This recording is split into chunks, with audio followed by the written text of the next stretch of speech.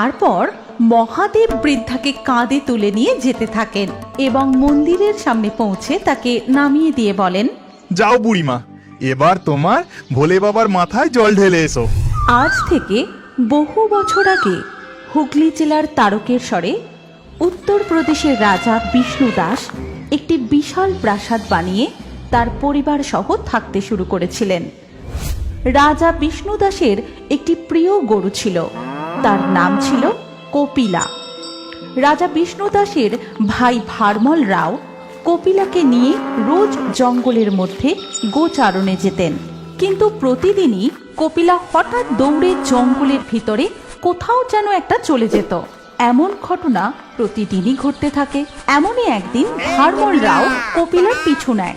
এই কপিলা, কোথায় যাচ্ছিস? দাঁড়া দাঁড়া বলছি। কিন্তু কপিলা দৌড়তেই থাকে এবং কিছু দূর যাওয়ার পর ভারমল রাও তাকে আর দেখতে পায় না এবং সে ক্লান্ত হয়ে একটি গাছের তলায় বসে ঘুমিয়ে পড়ে। কিছুক্ষণ পর ঘুম ভাঙতে সে দেখতে পায় কপিলা তার সামনে দাঁড়িয়ে আছে। এইভাবেই দিন কাটতে থাকে।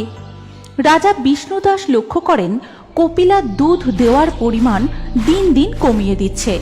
তাই সে চিন্তিত হয়ে তার ভাই ভারমল রাওকে বলেন, কি ব্যাপার বলতো? কপিলা এত হৃষ্টপুষ্ট, দিন দিন দুধ দেওয়ার পরিমাণ কেন কমিয়ে দিচ্ছে? এ যে এক বড় চিন্তার বিষয়। তখন তার ভাই তাকে সমস্ত ঘটনাটা খুলে বলেন এবং সব শুনে রাজা বিষ্ণু দাস বলেন, কি বলছো তুমি? তবে কি জঙ্গলের মধ্যেই কেউ কপিলার দুধ চুরি করে নিচ্ছে? কাল কি গিয়ে ব্যাপারটা দেখতে হবে।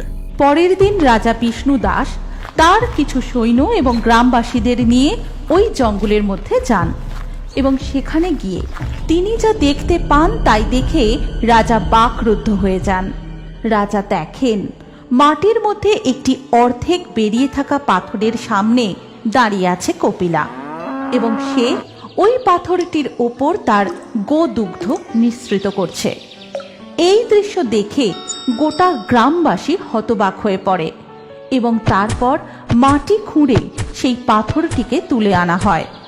রাজা স্বয়ং সেই পাথরটিকে তার গৃহে নিয়ে যান এবং সেই রাত্রেই রাজা স্বপ্নে দেখেন, বিষ্ণুদাস, ওঠো বিষ্ণুদাস, ওই পবিত্র পাথরের মধ্যে স্বয়ং আমি বিরাজমান।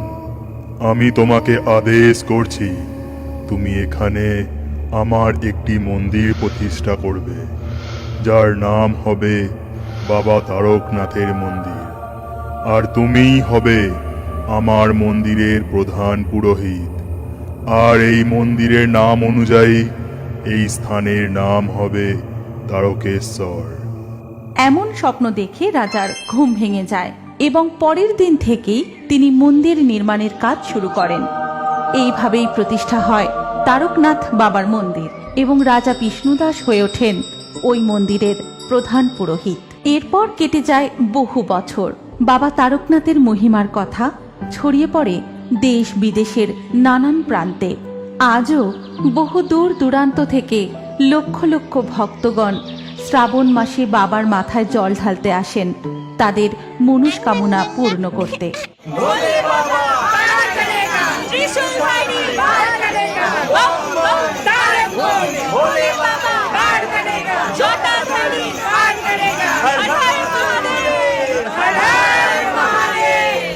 এখানে কেউ কেউ বাঁকি করে জল নিয়ে যায় নিজেদের রোগ জ্বালা থেকে মুক্তি পেতে, কেউ আবার নিজের সদ্যজাত সন্তানের মঙ্গল কামনায়, আবার কোনো স্বামী বা স্ত্রী যায় তাদের সন্তান কামনা করতে। এমনই একদিন এক বৃদ্ধা কাঁধে বাঁক তুলে নিয়ে রওনা হয় বাবার মাথায় জল ঢালবে বলে। এ ভোলে বাবা পার করেগা, ত্রিশূলধারী পার করেগা। কিন্তু কিছু দূর গিয়েই বৃদ্ধা আর পা এগোতে পারেন না। তিনি রাস্তার ধারে বসে পড়েন। সেই প্রচণ্ড ভিড়ে সবাই তাকে এড়িয়ে চলে যায়। তখন বৃদ্ধা কাঁদতে কাঁদতে ভোলা বাবাকে স্মরণ করে বলেন, হে ভোলা মহেশ্বর, আমি যে আর হাঁটতে পারছি না বাবা, আমায় শক্তি দাও। তোমার মাথায় জল ঢেলে আমি দু চোখ বন্ধ করলে তবেই মুক্তি পাবো বাবা। জয় জয় ভোলা মহেশ্বরের জয়।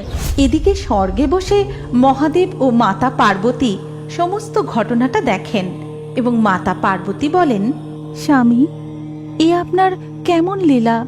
আপনার এমন পরম ভক্ত সেই কোন দূর থেকে ছুটে এসেছে আপনার মাথায় জল ঢেলে পূর্ণ অর্জন করবে বলে, আর আপনার সেই ভক্ত এত কষ্ট পাচ্ছে দেখেও আপনি যাবেন না?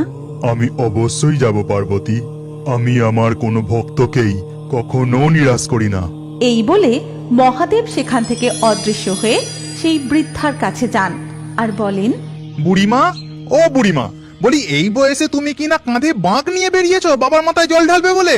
এই বয়সে তুমি এসব পারো? এখন এসো, চড়ে বসো দেখি আমার কাঁধে। আমি তোমায় নিয়ে যাচ্ছি বাবার মন্দির পর্যন্ত। কে কে বাছা তুমি? এমন ভোলা মহেশ্বরের মতো সেজেছ? ও বুঝেছি, তুমি হচ্ছ বহুরূপী। সে তুমি যা ইচ্ছা ভাবো, এখন তাড়াতাড়ি আমার কাঁধে বসো, অনেক পথ যেতে হবে। তারপর মহাদেব বৃদ্ধাকে কাঁধে তুলে নিয়ে যেতে থাকেন এবং মন্দিরের সামনে পৌঁছে তাকে নামিয়ে দিয়ে বলেন, যাও বুড়িমা, এবার তোমার ভোলে বাবার মাথায় জল ঢেলে এসো। তখন বৃদ্ধা তার ঝোলা থেকে 2 টাকা বার করে তাকে দিতে গিয়ে দেখে, এই নে বাবা, এই 2 টাকা তুই। হে কি, কোথায় গেল? কোথায় গেল ছেলেটা? তবে কি? জয় জয় ভোলা মহেশ্বরের জয়, জয় বাবা ভোলা মহেশ্বরের জয়। এরপর লক্ষ লক্ষ ভক্ত বাবার মাথায় দুধ জল ঢালতে থাকে। এদিকে মন্দিরের বাইরে দেখা যায় কতগুলো বাচ্চা ছেলে মেয়ে খিদের জ্বালায় বসে বসে কাঁদছে, আর যত দর্শনার্থী যাচ্ছে বাচ্চাগুলো তাদেরকে বলছে, আমাদের 2 খেতে দাও না গো, বহুদিন আমরা কিছু খেতে পাই না। তোদের এখন কি খেতে দেবো রে? যা সরে যা বলছি, একদম আমায় ছুবি না। কোথায় না কোথায় নোংরা জায়গায় ঘুরে বেড়াস। ওই যে তোমাদের ঘটিতে দুধ আছে, আমাদের একটু দুধ দাও না গো। সত্যি বলছি, আমরা অনেক দিন কিছু খেতে পাইনি, একটু খেতে দাও না গো। এই দুধ বাবার মাথায় ঢালার জন্য এনেছি, তোদেরকে খাওয়ানোর জন্য নয়। সরে যা বলছি, সরে যা এখান থেকে। এই বলে তারা সেখান থেকে চলে যায়। স্বর্গে বসে মহাদেব ও মাতা পার্বতী এই দৃশ্য দেখে বলেন, স্বামী, এ আপনার কেমন অবিচার? লক্ষ লক্ষ দর্শনার্থী আপনার মাথায় দুধ ঢালছে, অথচ এই ছোট্ট ছোট্ট দুধের শিশুগুলো খাবারের অভাবে।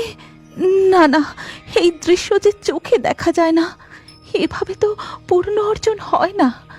ওরাও যে আপনার সন্তান, আপনি কিছু একটা করুন প্রভু।